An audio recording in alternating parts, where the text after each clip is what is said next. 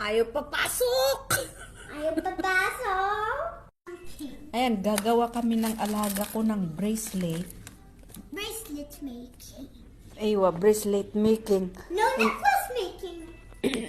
Hindi ko mapasok-pasok sa mga ang dami ko nang nahugot na needles.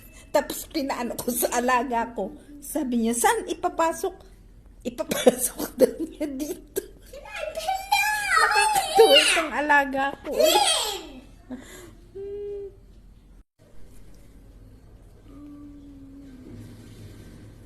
I'm making a necklace.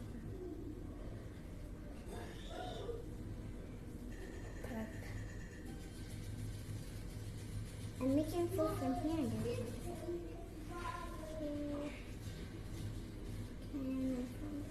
Astaghfirullah, ayaw papasok. Talk Arabic. Talk Japanese. I took Japanese, no? Wala! Paano papasok? Wala na talaga. What? I put this in the... Wait. Get out.